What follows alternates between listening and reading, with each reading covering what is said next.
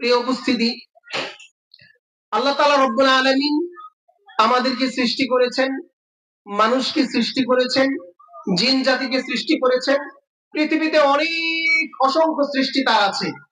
তবে মানুষ এবং জিনকে তিনি সৃষ্টি করেছেন একটা বিশেষ উদ্দেশ্যে, ইবাদতের জন্য নাকি বিদআতের জন্য। যে আল্লাহ আমাদেরকে যে সৃষ্টি করেছেন, এটা কোরআনে বলা আছে। আয়াত খুব প্রসিদ্ধ আয়াত, আপনাদের মুখস্থ থাকবে। সূরা আয-যারিয়াত আয়াত নাম্বার 56, সেখানে বলা আছে আল্লাহ তাআলা রব্বুল আলামিন মানুষকে সৃষ্টি করেছেন কিসের জন্য? তার ইবাদতের জন্য, বিদআতের জন্য নয়।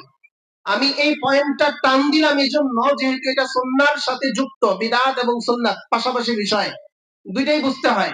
তো আল্লাহ তাআলা রব্বুল আলামিন তিনি বলেছেন যে ওয়া মা খালাকতুল জিন্না ওয়াল ইনসা ইল্লা লিয়াবুদুন, যে শোনো জিন জাতি, মানব জাতি, জিনেরা এবং মানুষেরা, তোমাদেরকে আমি সৃষ্টি করেছি শুধুমাত্র, কেবলমাত্র, একমাত্র একটা উদ্দেশ্যে, তা হচ্ছে তোমরা আমার ইবাদত করবা। কি করবা? ইবাদত। ইবাদত করতে হবে, এই জন্য আমি তোমাদেরকে সৃষ্টি করেছি, ইবাদতের জন্য।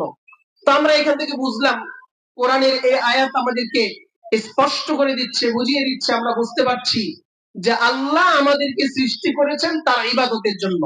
আমরা সবাই বলি আল্লাহ আমাদেরকে সৃষ্টি করেছেন কিসের জন্য? তার ইবাদতের জন্য।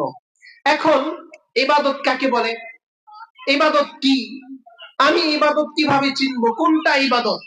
মানে ইবাদতটা কি, কেমন হয় ইবাদত, এটা আমি পাবো কোথায়? অনেক ভাবে তার জবাব দেওয়া যায়।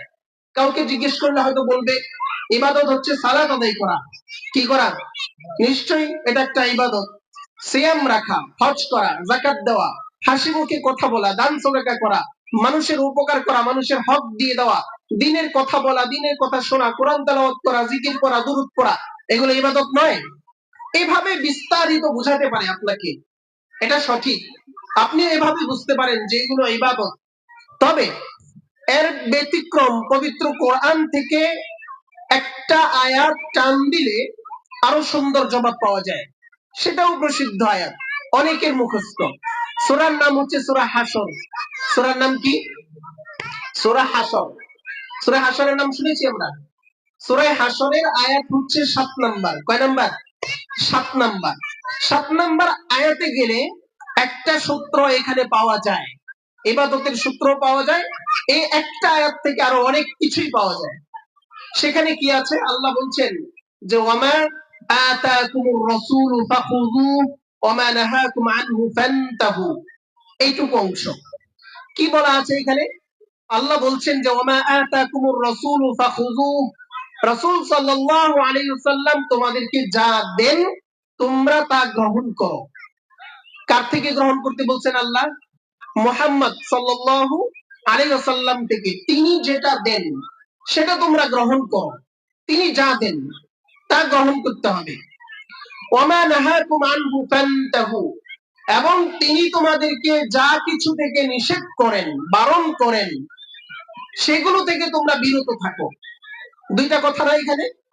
একটা হচ্ছে রাসূল সাল্লাল্লাহু আলাইহি ওয়াসাল্লাম যা দিয়েছেন তা গ্রহণ করতে হবে, আরেকটা হচ্ছে তিনি যা নিষেধ করেছেন তা থেকে বিরত থাকতে হবে। এতটুকু আমরা বুঝতে পারছি? আমরা এতটুকু বুঝতে পারছি যে রাসূল সাল্লাল্লাহু আলাইহি ওয়াসাল্লাম যা দিবেন তা গ্রহণ করব, আর যা নিষেধ করবেন তা থেকে কি করতে হবে? বিরত থাকতে হবে। এবার এমন অনেক বিষয় খুঁজে পাবেন সমাজে, প্রচলিত আছে, চলছে, আগেও ছিল, এখনো আছে, হয়তো ভবিষ্যতেও থাকবে।